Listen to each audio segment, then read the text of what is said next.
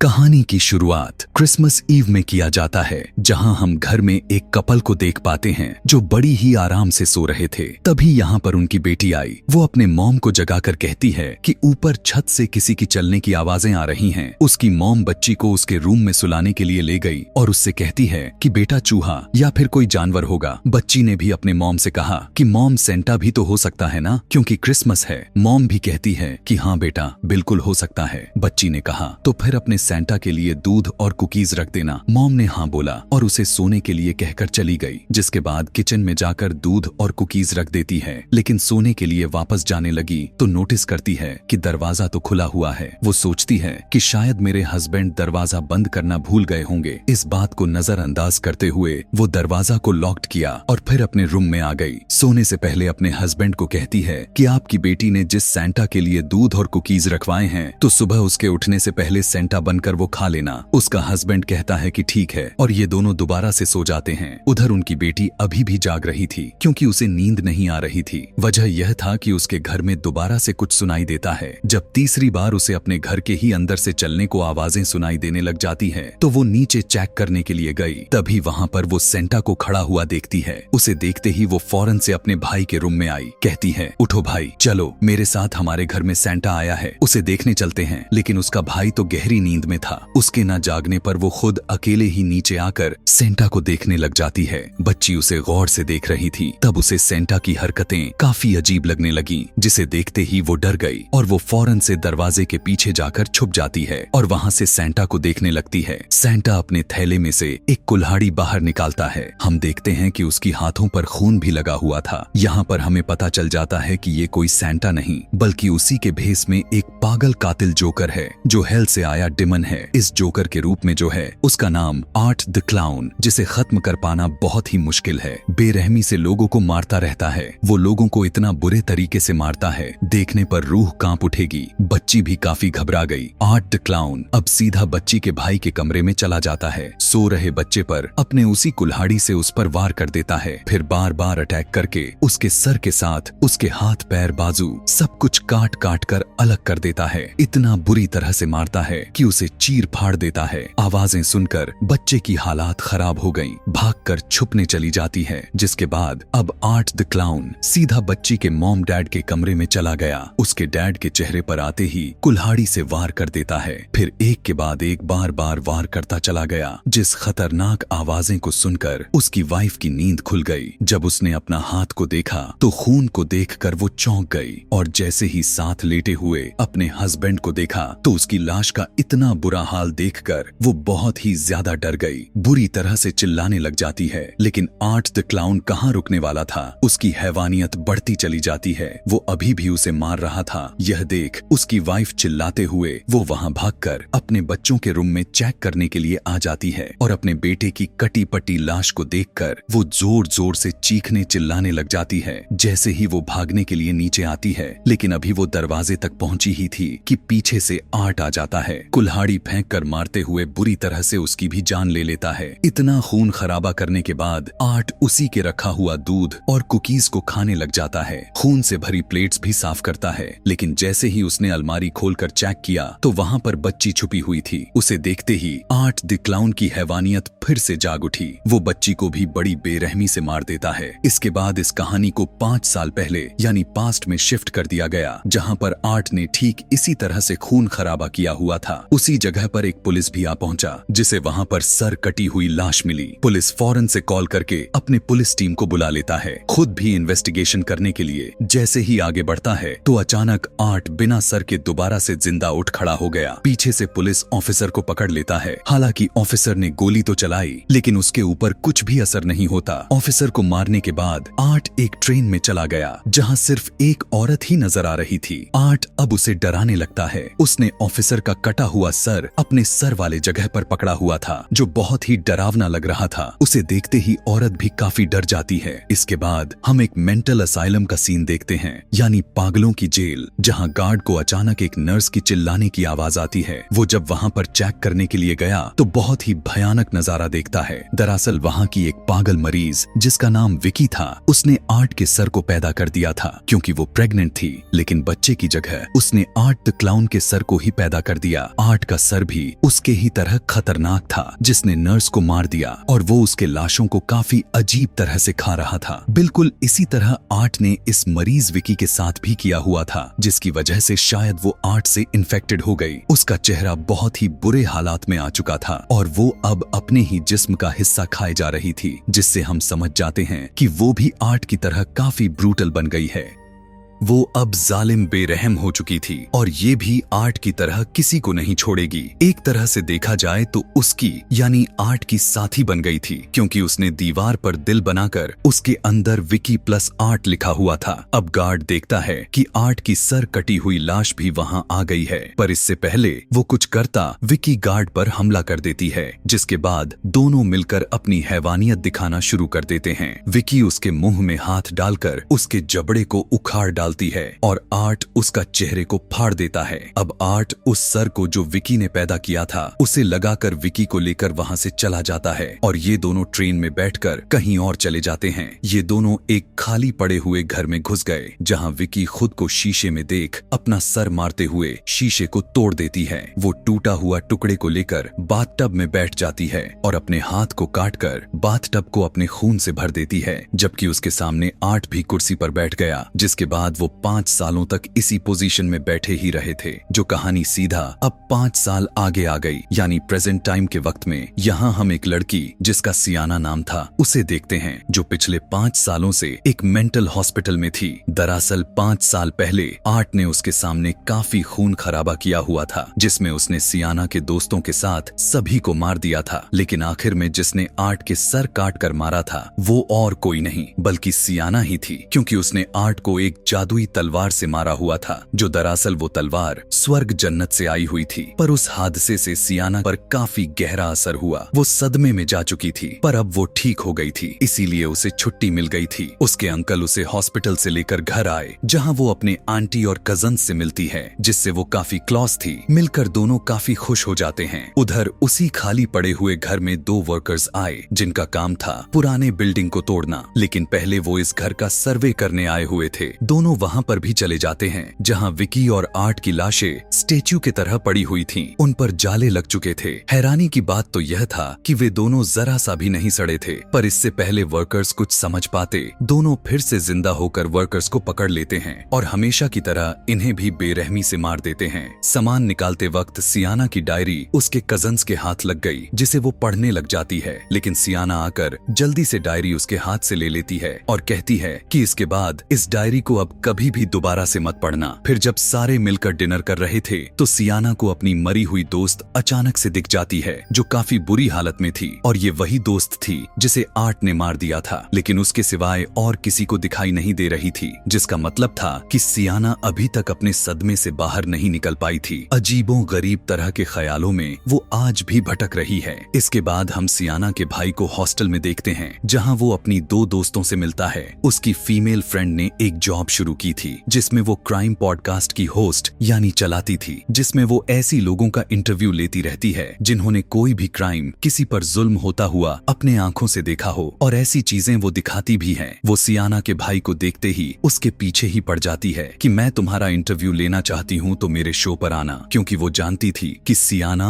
और उसके भाई का आर्ट द क्लाउन से सामना हो चुका था। एक तरह से वो आर्ट की बहुत ही बड़ी फैन थी, जिसके बारे में वो काफी डिटेल के साथ जानना चाहती थी। इस बात पर सियाना का भाई घबरा गया, लेकिन वो कहता है कि ठीक है, मैं सोच कर बता दूंगा। तभी उसके पास सियाना के कॉल आए। वो अपने भाई से कहती है कि तुम्हारी बहुत याद आ रही है, इसीलिए मैं तुमसे मिलना चाहती हूँ, तुम मिलने घर आ जाओ। उधर आर्ट और विकी अभी भी उस खाली पड़े हुए घर में थे। यहाँ पर आर्ट एक नया तरीका ढूंढ रहा था। अगली बार किसी को भी टॉर्चर करना हो तो कैसे करूं, यानी उन्हें कितने बेरहमी और जालिम तरीके से मारूं, जैसा कि हम सबको पता है। और यह बात आर्ट भी जानता है कि जब भी सर्दी लगती है तो उस पर चोट काफी ज्यादा ही दर्द देती है, इसीलिए उसका यह नया टॉर्चर का तरीका इसी बारे में था। इसका एक्सपेरिमेंट्स वो एक चूहे पर करता है। पहले उसे फ्रिज करता है, फिर पटक कर किसी खिलौने की तरह फोड़ देता है, जो कि अब यही तरकीब को वो किसी इंसान पर ट्राई करने वाला था। और यह देखकर आर्ट काफी खुश हो जाता है और अब वो सीधा अपने शिकार के लिए निकल पड़ता है। वो किसी जगह बार में चला गया जहाँ कुछ लोग बैठे हुए थे और एक आदमी सेंटा के रूप में था।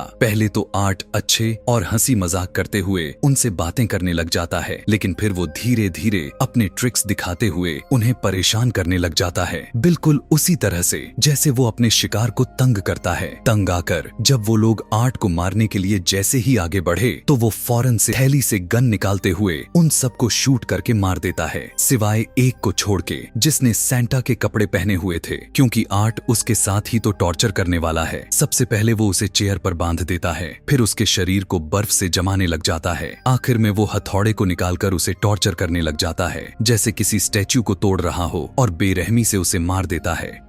सियाना को अपने भाई का एक पुराना खत मिलता है जिसमें उसने लिखा हुआ था कि कभी कभी डीमंस हमारे दुनिया में घुस आते हैं, जो हेल यानी नर्क जहन्नुम से आए होते हैं। वो इतने आसानी से नहीं, बल्कि वो तो किसी मरे हुए इंसान की मदद से ऐसा करते हुए हमारी दुनिया में घुस जाते हैं, यानी एक ऐसा इंसान जिसके हाल ही में मौत हो चुकी हो और साथ ही वो बहुत बुरा इंसान भी रह चुका हो। अब अगर डीमंस हैं तो उनके टक्कर का तो जरूर होगा, जो वो और कोई नहीं बल्कि एंजल्स थे, यानी फरिश्ते, जो डीमंस को बहुत ही आसानी से उनका खात्मा कर सकते थे। खत में यह भी लिखा हुआ था कि उन्हीं में से एक एंजल खुद सियाना तुम ही हो, तभी तो तुमने आर्ट द क्लाउन को मार डाला था, और अगर फिर से कोई डिमन आ भी गया तो तुम ही उन्हें मार सकती हो। इसके बाद हम सियाना और उसके कजन्स को एक मॉल में देखते हैं, जहां सियाना को लोगों की चीखने चिल्लाने की आवाजें आती हैं, जिससे उसे खतरे का बुबा आने लग जाती है कि कहीं आर्ट वापस तो नहीं आ गया, क्योंकि ऐसा उसे महसूस हुए जा रहा था। यहाँ तभी सैंटा के कपड़ों में वहां आर्ट आ जाता है, जिसके कपड़ों पर खून भी लगा हुआ था।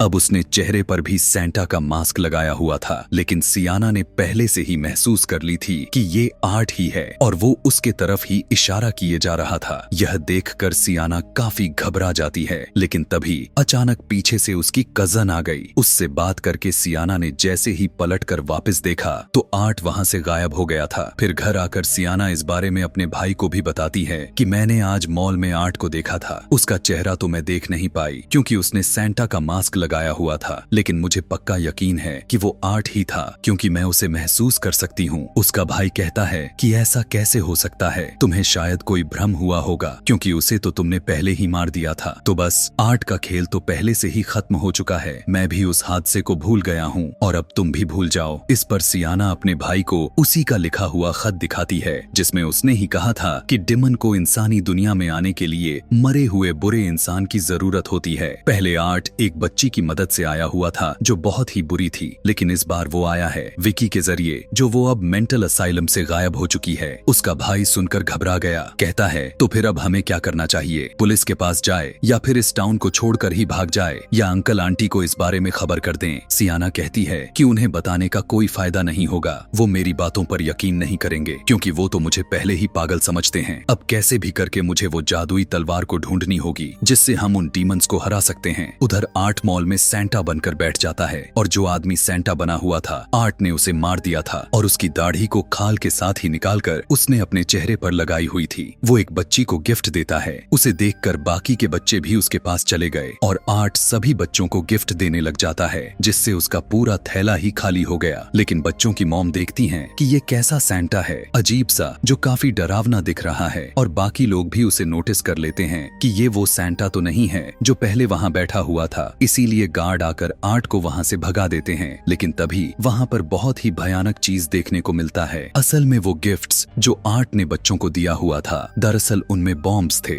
जैसे ही बच्चे अपने अपने गिफ्ट्स खोलते हैं, वहां पर जोरदार धमाके हो जाते हैं, जिससे मॉल की सभी लोगों की मौत हो जाती है और पूरा मॉल धमाके से उड़ जाता है। सियाना ने वो तलवार ढूंढ ली थी, जिससे वो एक गिफ्ट्स के बॉक्स में रखकर कहीं पर छुपा देती है। उसे ऐसा करते हुए उसकी कजन देख लिया था। उसी टाइम पर उसके कजन के मुंह से यह निकल जाता है कि आपको सीरीज पसंद है ना? यह बात सुनकर सियाना को काफी हैरानी हुई। वो बहाने से अपने कजन को ऊपर लेकर गई और कहती है कि मैंने तुम्हें कब बताया कि मुझे सीरीज पसंद है? तो फिर कैसे पता तुमने शायद मेरी डायरी पढ़ ली है? इस पर उसकी कजन कहने लग जाती है कि हाँ, और माफ करना, आपके मना करने के बावजूद भी उसे पढ़ लिया। दरअसल मैं यह जानना चाहती थी कि आखिर आपके साथ हुआ क्या था। आपने जो आर्ट द क्लाउन के बारे में लिखा हुआ है, उससे जुड़ी हुई बातें क्या वो सब सच है? मगर वो तो अभी बच्ची थी कि कहीं डर ना जाए। यह सोचकर सियाना उसे झूठ बोल देती है कि नहीं, मैं बीमार हूँ ना, इसी वजह से मुझे उल्टे सीधे ख्याल आते हैं जिन्हें मैं लिखती रहती हूँ।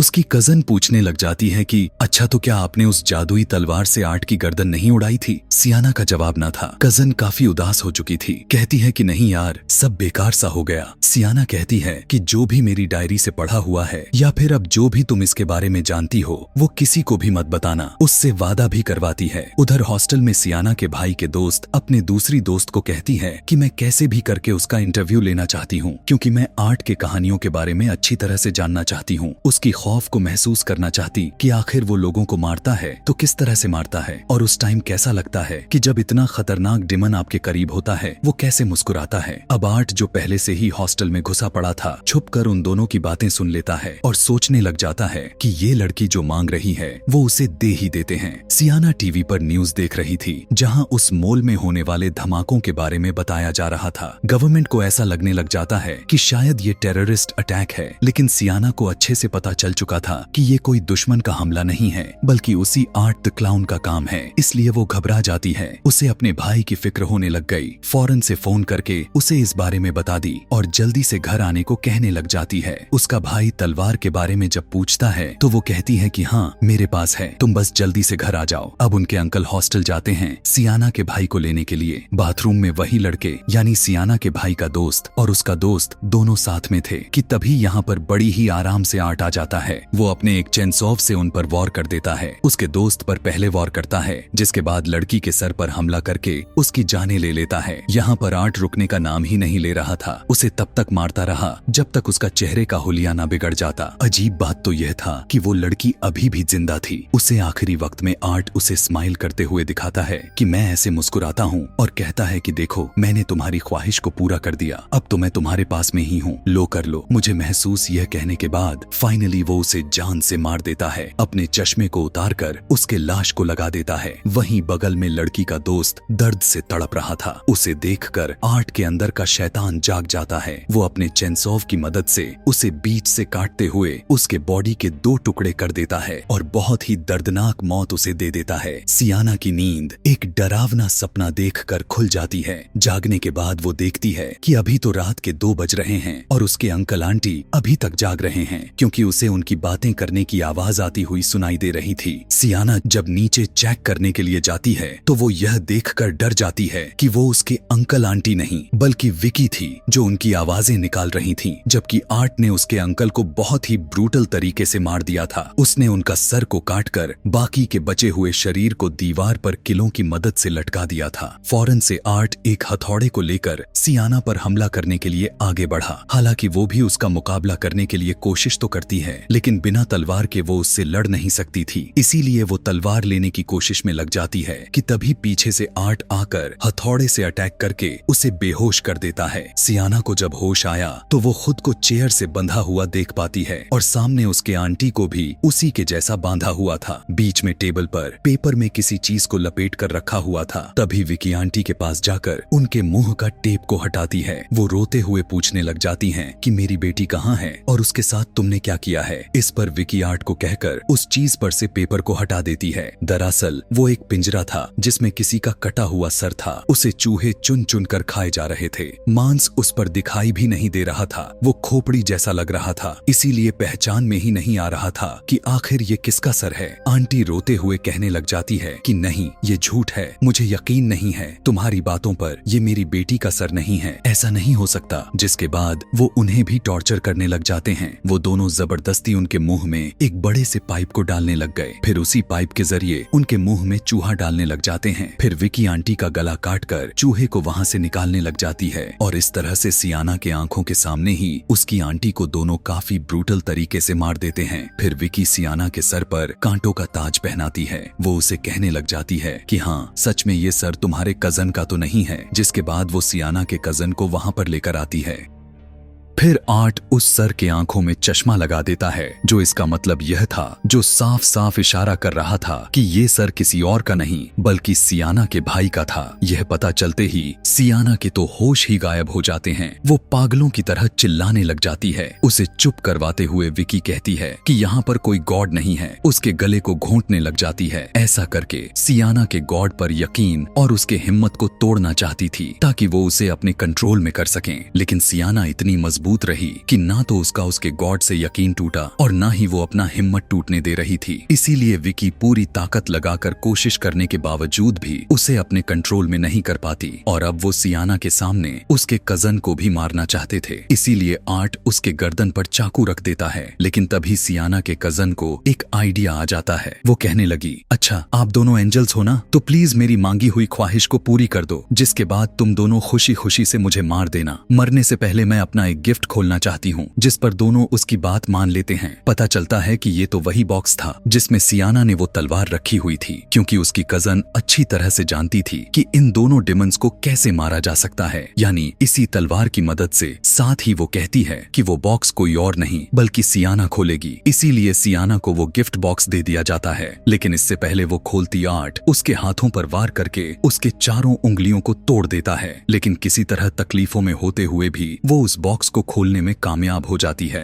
हैरानी की बात तो यह था कि उसके हाथ भी अपने आप ही ठीक हो जाते हैं, क्योंकि उसके हाथ वो जादुई तलवार जो लग गया था और अब उसकी बारी आ चुकी थी। वो सीधा तलवार निकालते हुए आर्ट का गला ही चीर डालती है, फिर तलवार को विकी की तरफ फेंककर उसके चेस्ट के आर पार कर देता है। तलवार को निकालकर उसके मुंह में दोबारा से मारती है, जो उसके मुंह से आर पार हो जाता है और आखिर में उसके सर को उसके धड़ से अलग कर देती है और वहीं पर विकी का खेल ही खत्म कर देती है। लेकिन तभी आर्ट चेनसॉव लेकर आ जाता है, पर अब उसके पास तो वो जादुई तलवार थी, इसीलिए वो आर्ट की सामना करते हुए उसे टक्कर देने लग जाती है और उसके हर वार को रोकती रहती है और इस तरह से इनमें खतरनाक लड़ाई होने लग जाती है। यहाँ पर सियाना उस पर भारी पड़ने लग गई। वो उसके पेट में तलवार घुसाकर उस दीवार के साथ लगा देती है और तभी अचानक से विकी का खून तेजाब बनकर बहने लग जाता है, जिससे वहाँ का जमीन गल कर फटने लग गई। अब जहाँ पर सियाना की कजन खड़ी हुई थी, उसके ठीक नीचे से हेल का रास्ता खुल गया, जहाँ उसकी कजन गिरने लग गई और वो दीवार को पकड़कर लटक जाती है। उसे मुसीबत में देखकर सियाना आर्ट को छोड़कर अपने कजन को बचाने के लिए चली गई। वो तलवार को पकड़कर उसे ऊपर आने को कहती है, लेकिन उसके कजन का हाथ फिसल गया था, जिस वजह से सियाना का भी हाथ फिसल जाता है और उसकी कजन तलवार के साथ ही हेल में गिर जाती है। यह देखकर सियाना को बहुत ही दुख हुआ, लेकिन वो खुद से वादा करते हुए कहने लग जाती है कि मैं हेल में जाऊंगी, अपनी कजन और तलवार को वापस जरूर लेकर आऊंगी। लेकिन तभी वो देखती है कि आर्ट तो वहाँ पर नहीं है। खिड़की भी खुली पड़ी थी, जिसका साफ मतलब था कि वो अब वहाँ से भाग चुका था, जो बहुत ही बुरी खबर थी। इसके बाद हम बस में एक लड़की को देखते हैं जो डीमंस वाली किताब पढ़ रही थी और तभी आर्ट भी उस बस में आकर बैठ गया और उस लड़की को डराने लग जाता है, यानी खून खराबे का सिलसिला एक बार फिर से शुरू होने वाला था और आर्ट को रोकने के लिए सियाना को हेल में जाना ही होगा, जहाँ से वो जादुई तलवार को लेकर आएगी और आर्ट का खात्मा करने के लिए एक बार फिर उसे कोशिश करेगी। इसी भयानक एंडिंग के साथ ये मूवी भी यहीं पर खत्म हो जाती है। आखिर क्या सियाना आर्ट द क्लाउन को मार पाएगी या फिर उसका सिलसिला ऐसे ही चलता चला जाएगा? यही सब जानने के लिए वीडियो को लाइक के साथ साथ नीचे कमेंट में नेक्स्ट पार्ट लिखना ना भूलें। Thanks for watching.